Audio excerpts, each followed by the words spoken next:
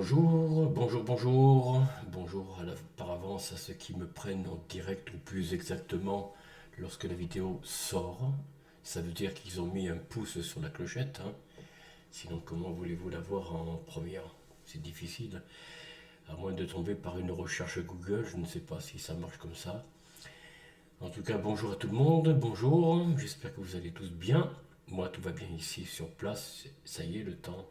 Après quelques jours de beau temps, un peu de soleil, nous revoici passés sous une chape grise de pluie, de petite pluie d'ailleurs, hein, comme d'habitude. C'est plus des pluies torrentielles comme il y avait dans les années 50 et 60 ici en Pays de Loire et Bretagne. Non, non, c'est du crachin, c'est plus du tout les pluies légendaires comme l'on dit de Bretagne, hein. Il y en a encore, hein. Il y en a encore, faut pas se le mentir, hein. Il y en a encore, vous êtes à Brest, vous avez des fortes pluies, des vents violents. Ici, il y a des vents violents, oui, ça arrive, il y a des tempêtes ici en Pays de Loire-Bretagne. Mais enfin, en général, bon.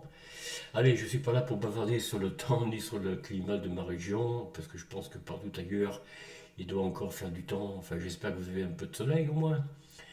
Alors, chers amis, voilà, nous repartons, bien sûr, dans l'histoire des rois de notre royaume, de notre pays. Alors, de quoi je voulais vous entretenir ce matin? Ben, je vous entretiens à propos d'un roi. Alors oui, avant de commencer, oui, n'oubliez pas de vous abonner, bien sûr, de partager, de commenter ces vidéos, de commenter mon travail, de commenter la chaîne, de commenter ce que vous voulez. Faire des commentaires, des échanges entre vous, entre nous, avec moi, avec mon équipe. Donc, n'hésitez pas à nous contacter, hein, carrément, par le biais des messages et puis en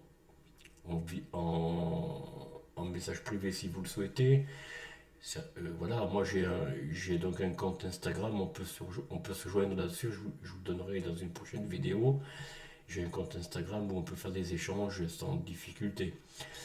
Alors voilà, n'oubliez pas de vous abonner, de partager, de commenter, de mettre un pouce, d'activer la clochette, etc., etc., etc. Alors aujourd'hui nous allons parler du roi Philippe, hein. Philippe, donc du 29 août 1116 au 13 octobre 1131, je ne sais pas si sa date de naissance et de décès. En tout cas, premier fils du roi Louis VI et d'Adélaïde de Savoie, sacré à Reims en 1129, il règne conjointement avec son père avant de mourir prématurément en 1131. Ah oui, oui, c'est Philippe qui meurt, c'est pas le père. Donc le père il continuera son règne. Alors je vais vous mettre un fond de musique, j'espère que celle-là ne sera pas, comment dire, ne sera pas frappée d'anathème de droit d'auteur parce qu'il commence à me casser les pieds ici. Nous avons... oui, d'accord. Dans le plus en partie vers... Ah bon, il tourne son parti vers Trump, lui, monsieur, comment il s'appelle, Bardella. Ah, c'est une nouvelle que je vous donne comme ça.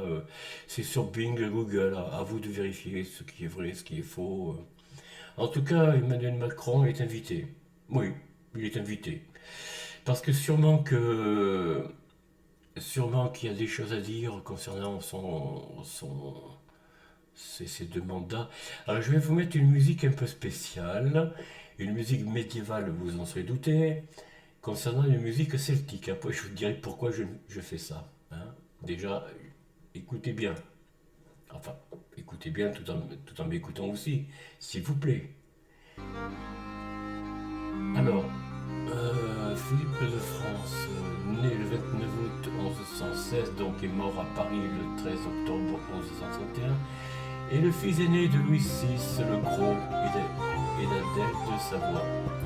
Il est sacré et associé à son père en 1129, mais meurt accidentellement 2 ans et demi plus tard. Dans l'idée d'assurer la continuité dynastique capétienne, Philippe est désigné comme successeur de son père à Senlis, à l'occasion de la fête de Pâques 1120.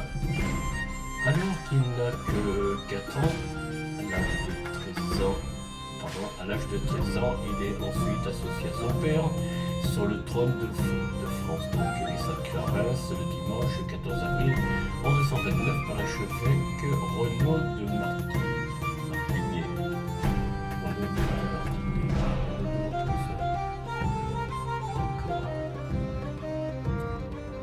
13 octobre 1961, donc, alors qu'il se déplace à cheval dans Paris, rue de Mont-3 Saint-Jean, la rue de Martroi, également appelée rue de Martroi Saint-Jean, est une ancienne foire de Paris qui était située dans l'ancien 9e arrondissement et qui est supprimée lors de l'ouverture de la rue de Lobo et de l'agrandissement de l'hôtel de ville de Paris en 1867. Bon, selon l'historien Henri Merlin, Henri Martin,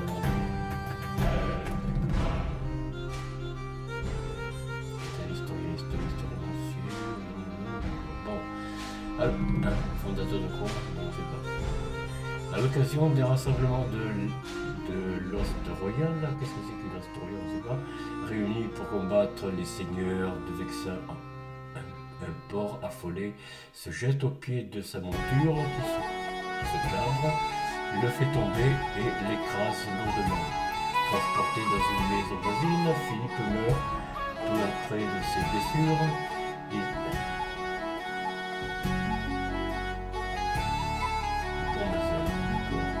Il semble que cet accident soit à l'origine de l'interdiction de la divagation des porcs dans les rues de Paris.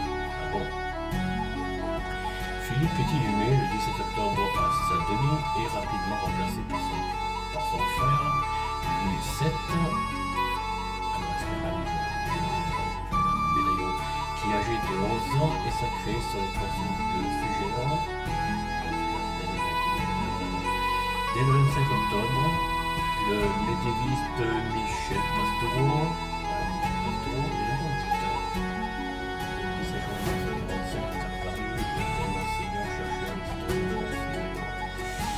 a consacré un ouvrage complet sur la mort peu familière de ce roi, où il suggère qu'elle a eu des conséquences importantes sur l'histoire de France.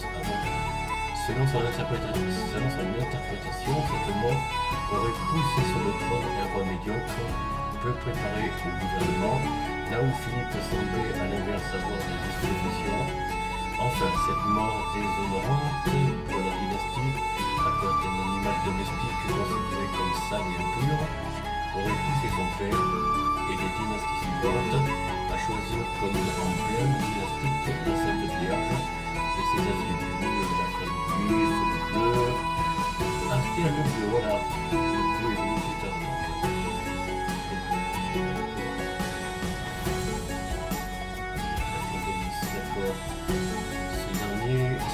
Ce dernier développe la couleur de la France par excellence, survivant même à la Révolution, sans toutefois convaincre cette proposition. C'est lui des universitaires comme Dominique Bois-Blanquet, spécialiste du Moyen-Âge européen, qui, à défaut d'être convaincant, l'argument sert de prétexte à cette page, comme toujours, riche et varié, où Ariel Suami, maître de conférence, qui écrit l'hypothèse de cochon, est mieux que vrai, elle est vraisemblable. Alors, j'ai pas vu le parcours de ce roi, donc une deux fois, on va dire. Donc, voilà, on va ici c'est un roi pour un roi, hein. Enfin, voilà. Alors, titre, roi des Francs associés, donc 14 avril 1129, 13 octobre 1231, effectivement il n'a pas vécu longtemps, 2 ans, 5 mois et 29 jours avec Louis VI le Gros, couronnement le 14 avril 1229, biographie donc dynastie capétienne, date de naissance, on l'a dit, date de décès on l'a dit aussi, à l'âge de 15 ans donc, lieu de décès Paris, sépulture nécropole royale de la basilique de Saint-Denis, père Louis VI le Gros, ils aiment bien se répéter, hein, mère Adèle de Savoie, religion catholicisme, d'accord. Bon, alors on a vu. Ben voilà, c'est tout ce qu'il y a, hein. Il y a les sources, la biographie, les illustrations, les notes, et puis voilà. Donc vous voyez, le règne de ce pauvre roi n'a pas duré, effectivement, 2 ans c'est court, hein. On ne peut pas dire le contraire. Bien, je reviens ici en arrière, chers amis. Oui, ça y est.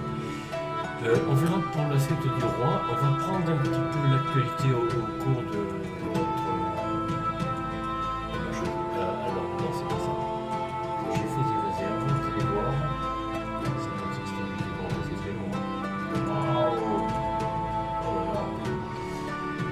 maintenant, chers amis, vous allez me dire, mais j'ai d'autres priorités, sinon je vais bien acheter un ordinateur tout de suite, hein, parce que franchement, Windows, remarquez, Mac, il paraît que c'est pareil, ça peut être très lent aussi. Je ne sais pas ce que vous en pensez.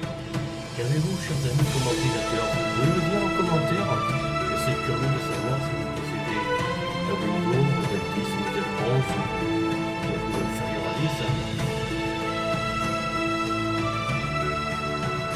Alors, à mon avis, chers amis, Mac me semble le mieux, mais pas Mac Air. Mac Air, c'est un ordinateur auquel il faut ajouter les éléments pour avoir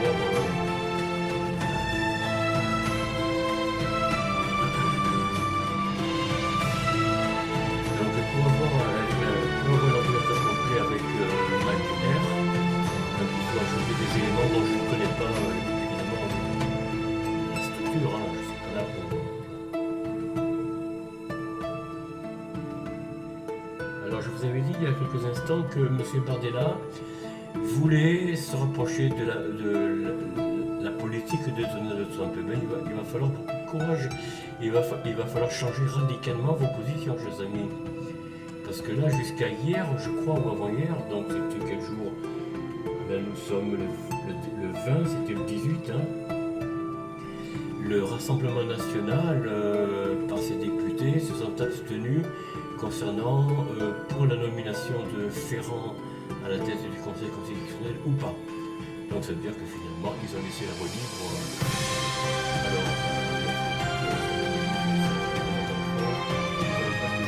Alors, oui, bon, Trump a pris ses élections, ça je crois que je ne vais pas vous parler de ça aujourd'hui, encore plus peut-être. Parce que les films médiatisés. Si on est joué aussi, on va rigoler un peu. On va rigoler, ça va pas dire. Alors, à la fin faute, Trump a pris les inscrits d'avoir détourné des fonds, carrément à l'Ukraine. Bon, on voit qu'il n'y a pas eu de tout, hein. C'était assez mignon. Non, il n'est pas très long. Alors, je vais vous dire ce que dit Donald Trump. Enfin, dans une série de déclarations incendiaires, le président américain Donald Trump a vivement critiqué son homologue ukrainien Volodymyr Zelensky, l'accusant de mauvaise gestion de l'aide américaine et de responsabilité dans le conflit russo-ukrainien. Waouh! Des accusations graves, détournement d'aide et absence d'élection. C'est vrai que au mois de mai cette année, normalement, il aurait dû se représenter, mais bon, comme il y a eu un sondage qui lui donnait que 4%, il y a peu d'espoir qu'il soit reconduit à la tête du pays. C'est la raison pour laquelle il n'a pas voulu mettre en place des élections. Bon, Donald Trump n'a pas mâché ses mots, donc il a affirmé que Volodymyr Zelensky a détourné une partie des fonds américains alloués à l'Ukraine depuis le début de la guerre. Le président, alors je cite, le président Zelensky m'a dit la semaine dernière qu'il ne savait pas où était passé la moitié de l'argent qu'on leur a donné. Alors c'est sous le mandat de Joe Biden, hein, bien sûr, a-t-il déclaré, soulignant un manque de transparence dans la gestion des aides financières. En outre, Trump a dénoncé l'absence d'élections en Ukraine depuis le début de l'invasion russe, en février 2022. Alors, en fait, l'élection aurait dû avoir lieu au mois de mai 2024, et pas 2025, bien sûr. Alors, bien que le mandat de Zelensky aurait dû prendre fin, voilà, en mai 2024, la loi nationale et la guerre ont empêché la tenue de tout scrutin. Il refuse de tenir des élections et très bas dans les sondages ukrainiens est la seule chose à laquelle il est bon, à laquelle a été de mener Joe Biden à la baguette, a-t-il ajouté, qualifiant Zelensky de dictateur sans élection. Une guerre qui n'aurait jamais dû commencer. Trump a également reproché à l'Ukraine d'avoir initié le conflit avec la Russie. Vous auriez dû mettre un terme, je cite, vous auriez dû mettre un terme il y a 3 ans, vous n'auriez jamais dû la commencer, a-t-il lancé, suggérant que le président ukrainien porte une part de responsabilité dans cette guerre. Il a également critiqué l'engagement financier des États-Unis, estimant que 350 milliards de dollars dépensés pour soutenir l'Ukraine était une erreur. Alors je cite Trump, je crois, « Une guerre qui ne pouvait pas être gagnée, qui n'aurait jamais dû commencer », a-t-il écrit sur son réseau social Truth Social. Réaction de Zelensky et contexte international, Volodymyr Zelensky a répondu à ces accusations en qualifiant Trump de victime de la désinformation russe. Le président ukrainien a défendu son bilan, rappelant que son pays lutte pour sa survie face à une invasion massive. Pour la purge, quoi. Alors, les États-Unis en négociation avec la Russie, alors que les tensions diplomatiques s'intensifient, Trump a affirmé que les États-Unis étaient en train de négocier avec succès une fin de la guerre avec la Russie. Cette déclaration intervient après une réunion entre les chefs de la diplomatie américaine et russe à Riyad, donc en Arabie Saoudite. Voilà, chers amis, un petit peu le topo, mais ce n'est pas fini. Ce n'est pas fini, on va encore descendre, vous allez comprendre. On va parler d'autre chose.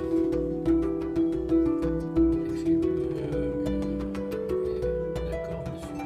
Vous savez que monsieur Michel-Édouard Leclerc veut se présenter à l'élection présidentielle en 2027 ? Chers amis, qu'allez-vous servir, qu'allez faire vos courses chez lui ? Je vous laisse juge de... Moi, je ne fais que rapporter la nouvelle, l'information. Bon, un homme d'affaires... Alors oui, comme c'est un homme d'affaires, il veut faire croire qu'il est comme Trump, peut-être, je ne sais pas. Voilà. Bon, tout ça, c'est nul. Je ne sais pas ce que vous en pensez. Moi, Ah oui, il veut encore se réunir avec plusieurs États. Alors oui, je vais vous annoncer une nouvelle, c'est que M. Macron s'est couché. Voilà. Aucun média ne vous le dit, il ne vous en parle pas. Mais enfin, Emmanuel Macron s'est couché devant les deux partenaires qui ont discuté à Riyad de plusieurs accords, donc à savoir les États-Unis de Trump et la Russie de Vladimir Poutine. Donc les décisions ne se prennent pas toujours à Paris, comme dit M. Trump, elles se prennent ailleurs. Et justement ailleurs, c'est aux États-Unis ou à Riyad ou ailleurs.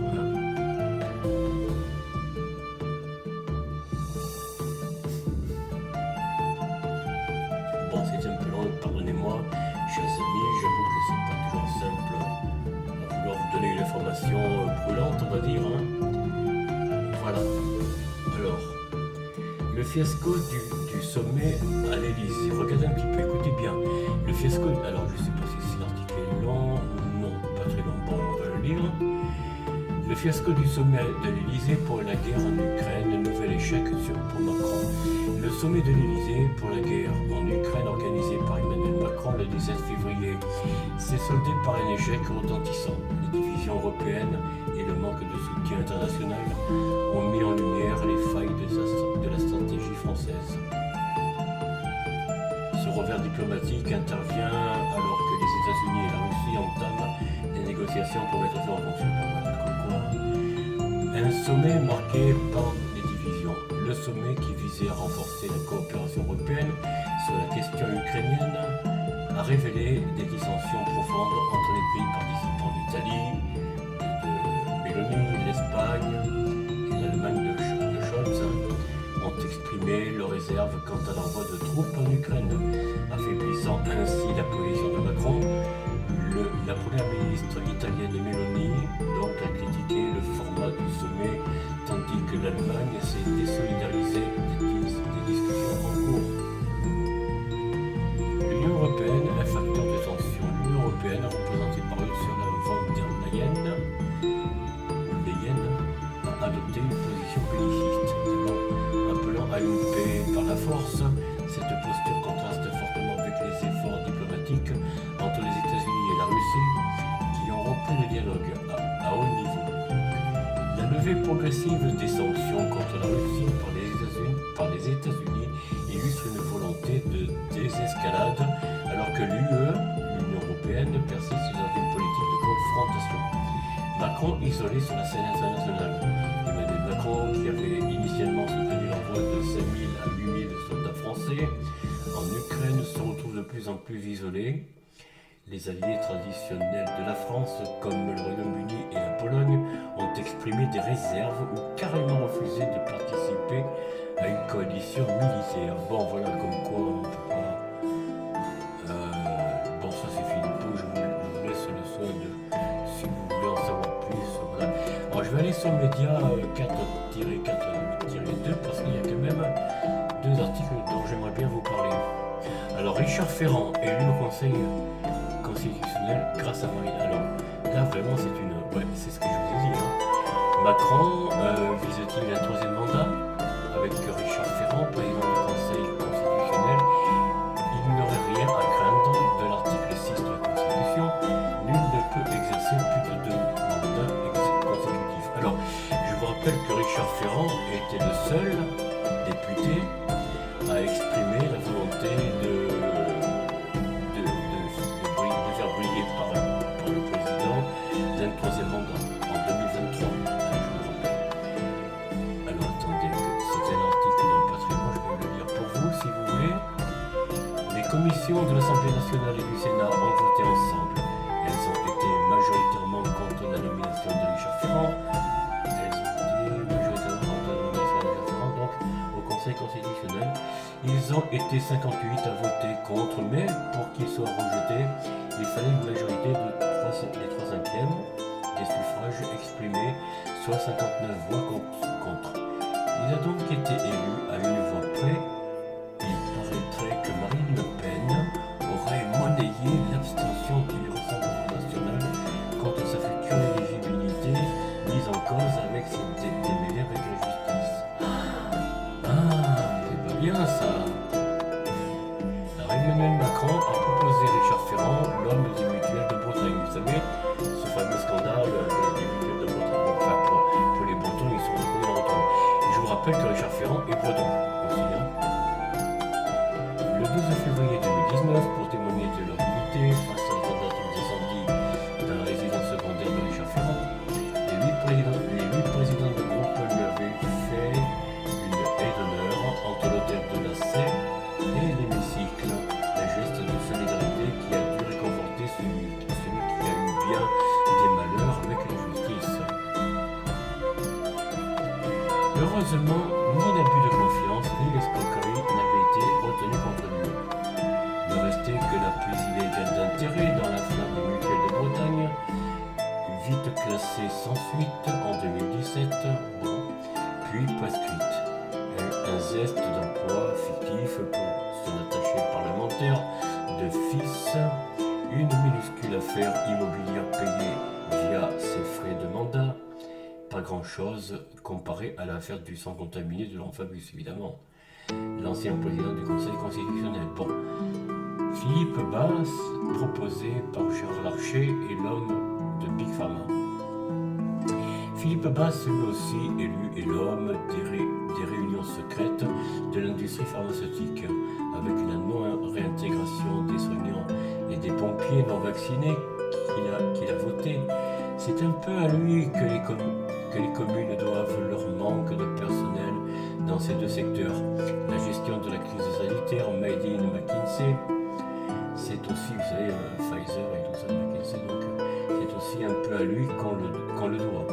Après des assouplissements de contraintes de circulation votées à l'Assemblée nationale, c'est à lui qui a rétabli l'obligation du passeport vaccinal.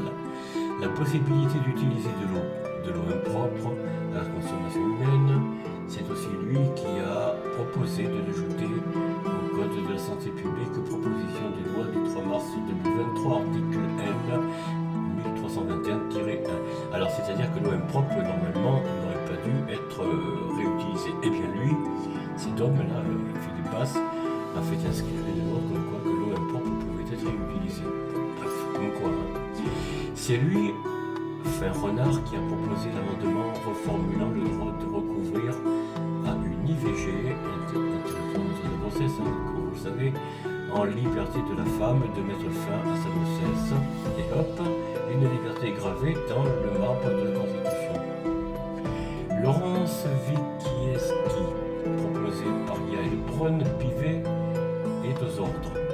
9 jours après avoir pris ses fonctions de juge d'instruction à Paris, elle clôt le dossier sur la mort de Robert Boulin, noyé dans 20 cm d'eau par un non-lieu. Après avoir été EELV, bon écologiste, ou OPS, au Parti républicain, elle rejoint le MoDem et investie par l'AREM, donc LREM, M. Macron, dans une circonscription où la députée EELV ne se représente pas. Est élue en 2022. En 2024, elle n'est pas réélue. Il lui faut de l'occupation. S'affiche de ses fonctions à l'Assemblée en témoigne. Yael Braun-Pivet l'a proposé pour le Conseil constitutionnel. Alors la Constitution est entre les mains de Macron, Larcher et Braun-Pivet. Bon, on connaît l'issue maintenant. À ces 9 membres nommés s'ajoutent des membres de droit, les anciens présidents de la République. Leur mandat est de 9 ans, sans reconduction. Le Conseil constitutionnel est renouvelé par tiers tous les 3 ans. 3 membres sont nommés par le président de la République, lequel désigne aussi le président du Conseil. 3 membres sont nommés par le président de l'Assemblée nationale et 3 autres par le président du Sénat. Donc, Gérard Larcher. Et la première, l'Assemblée nationale, Pivet. Ils ne peuvent être en même temps députés, ministres, être promus en tant que fonctionnaires, avoir des responsabilités dans un parti politique, être salarié ou avocat. Bon, mais comme vous le savez, tout est illégal, là je vous le rappelle. Je vais arrêter un peu la musique quelques secondes pour vous faire écouter un petit peu, chers amis. Alors attendez, c'est là. Pour vous faire écouter quelque chose. Alors, j'espère que c'est pas, je sais pas qui c'est qui parle là. Conseil constitutionnel. La nomination de Richard Ferrand validée, à une voix près par le Parlement. Compte tenu de ces résultats, la Commission ne s'oppose pas à la proposition de nomination. 1. S'il est validé, Richard Ferrand entrera en fonction le 8 mars 2025. 2. Si Marine Le Pen est condamnée le 31 mars 2025 à une peine d'inéligibilité de 5 ans, elle demandera au Conseil constitutionnel d'invalider ce jugement. 3. Le RN ne s'oppose pas à la nomination de Ferrand. Mais dis-moi pas que c'est pas vrai! Le député Olivier Marleix nous dit que la nomination de Richard Ferrand a été validée à une voix près. Et que le pire, c'est que c'est grâce à Marine Le Pen, qui aurait donné une consigne d'abstention. À une voix près, et le pire, c'est que c'est grâce à Marine Le Pen qui a donné une consigne d'abstention. Les députés du RN se sont abstenus et ont permis d'installer pour 9 ans le meilleur ami de M. Macron à la tête du Conseil constitutionnel. Je vous mettrai après cet extrait quelques réactions de plusieurs personnes suite à cela. Ok. Il faudrait que le Rassemblement national, que Marine Le Pen nous explique son petit jeu. Ça fait des années. Bon, on va arrêter là cette écoute, chers amis. Pardonnez-moi, je veux pas être je veux pas être trop long. Voilà, Richard Ferrand. Vous voyez, là, c'est donc à l'Assemblée nationale, sans doute. Voilà, meilleur ami de Monsieur Emmanuel Macron. Que voulez-vous Bon, c'est pas. Alors, de Napoléon réserviste, Macron se couche et accepte la paix imposée par Trump et Poutine. Alerte info, bon, je vais vous lire un extrait si vous voulez, chers amis, et on va arrêter là après. J'espère qu'il n'est pas trop long. Non, ça va, parce que des fois ils ont des articles un peu plus longs, parce que bon, ça demande plus de développement, je comprends. Alors, de Napoléon à réserviste, Macron se couche et accepte la paix imposée par Trump et Poutine. Emmanuel Macron a dû revoir ses ambitions à la baisse après un sommet de l'Élysée qui a tourné au fiasco. Alors je vous rappelle qu'il veut réunir encore jeudi prochain. Là, vous prenez... aujourd'hui, enfin, c'était hier pour vous, voilà, c'était donc le 20 février. Emmanuel Macron a dû revoir ses ambitions à la baisse après un sommet de l'Élysée qui a tourné au fiasco. Il a accepté une paix imposée par Trump et Poutine. De chef de guerre autoproclamé, il est devenu Il est devenu un simple spectateur d'un accord historique, une leçon d'humilité géopolitique. Macron contraint d'accepter l'accord USA-Russie pour la paix en Ukraine. Je vous rappelle que Emmanuel Macron a été invité par M. Donald Trump à la Maison Blanche. On verra ce qu'ils vont se dire. Enfin, j'espère qu'on aura des échos quand même.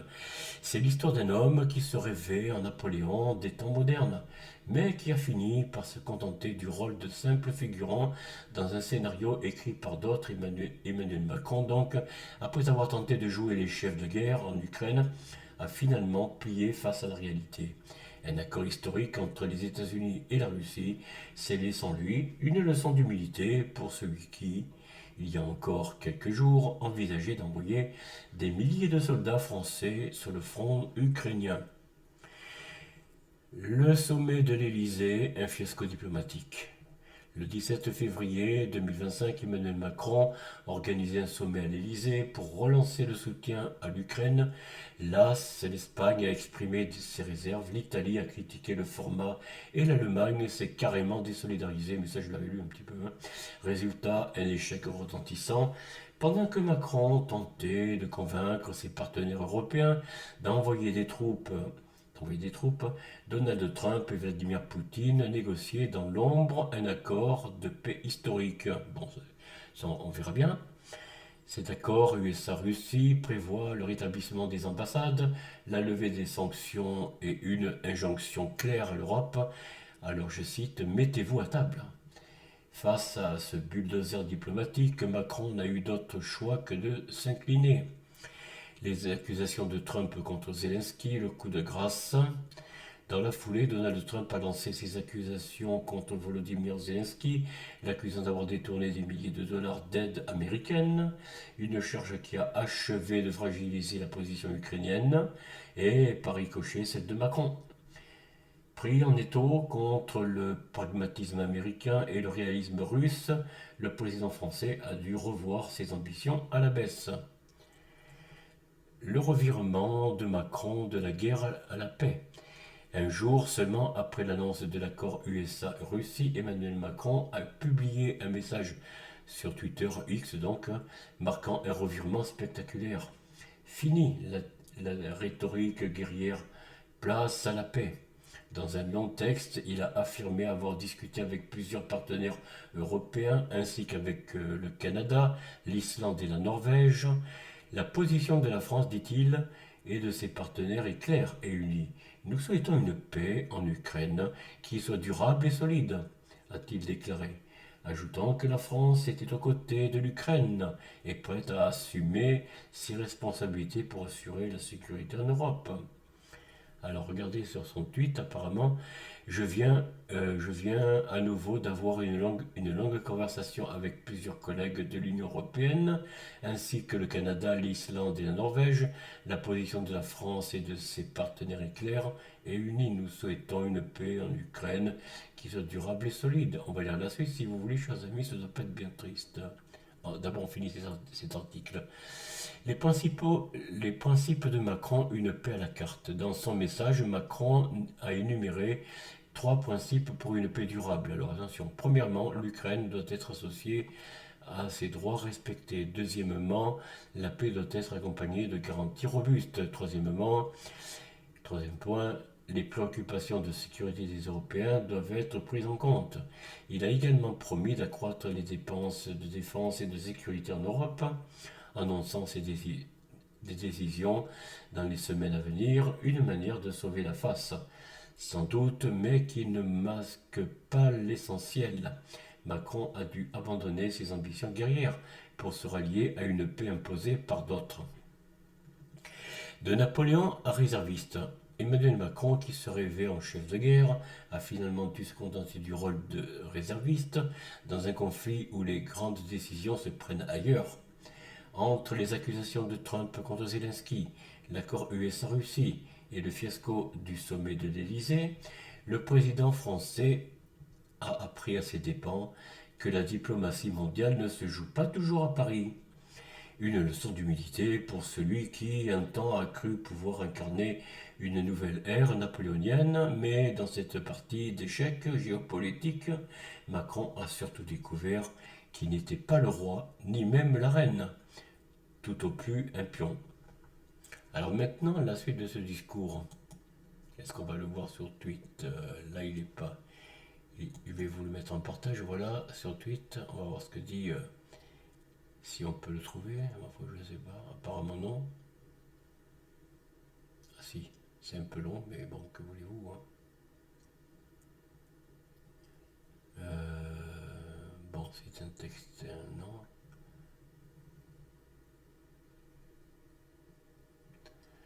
Alors, que dit-il? La position... Alors, je viens à nouveau d'accord.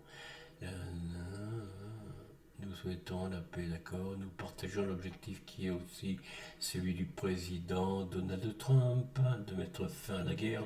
Alors je répète, hein, nous partageons l'objectif qui est aussi celui du président Donald Trump, de mettre fin à la guerre d'agression menée par la Russie depuis bientôt 3 ans. Nos efforts pour la paix se poursuivent dans le respect des principes suivants, dans notre intérêt même. Bon, l'Ukraine devra toujours être associée. Bon, voilà, ça je vous l'ai lu.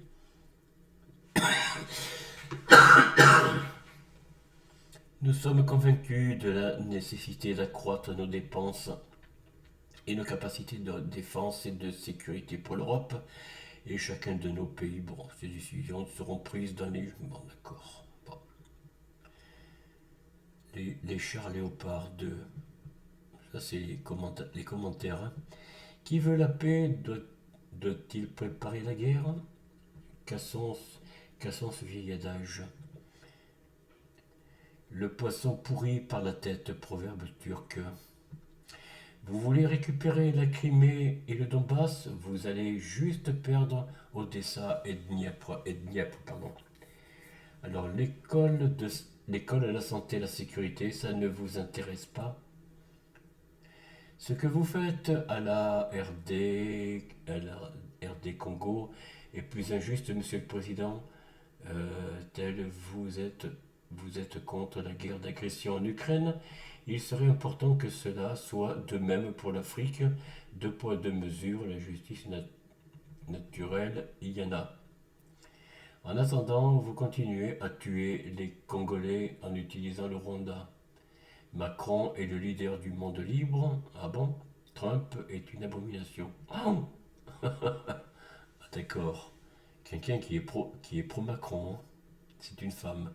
Mozart, on lui lance des miettes aux pieds, il en fait une symphonie. Nous prendriez-vous pour des lapins de 6 semaines? Bon, je ne vais pas continuer à vous lire ça, chers amis. Non pas que ce ne soit pas utile. Qu'est-ce que j'ai fait? Oh, bon.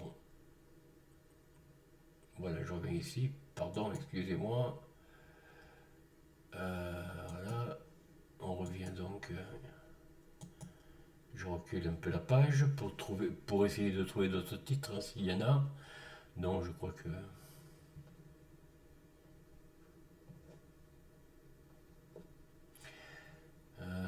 D'accord. Je ne sais plus où il y avait cet article où nous voyons, chers amis, que la Chine et le Brésil seraient en fait les partenaires sur le terrain ukrainien pour assurer la paix. Je ne sais plus, les Français vont de vos on l'a lu. Elon Musk dénonce une... D'accord. Tempête politique, ça c'est l'affaire Betaram. Et François Bayrou, à la info, interview de Xavier Bon, ça. Macron, d'accord.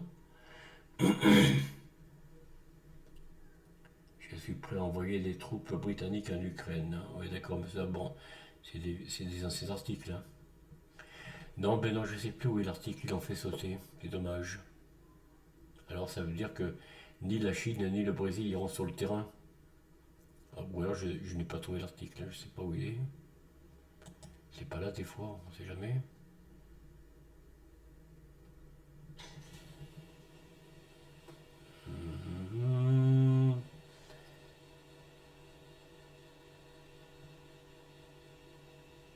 Non, c'est pas là apparemment. Oh, mais ça saute tout seul, je comprends pas.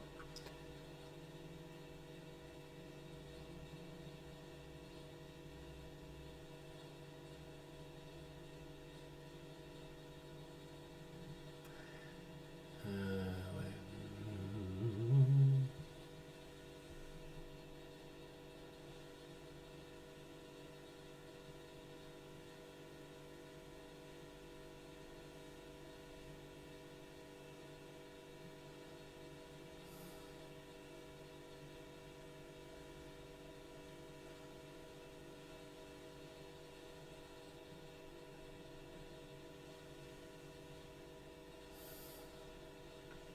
Non, ben non, je sais pas où est l'article là.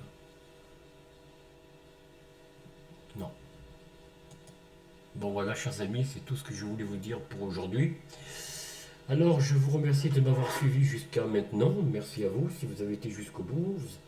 C'est que vraiment vous vous intéressez à mon travail, à ce que je fais.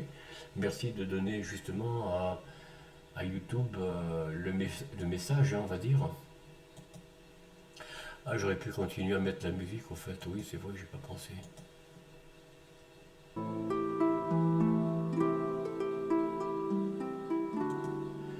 Non, c'est pas là. Oh, décidément. Voilà.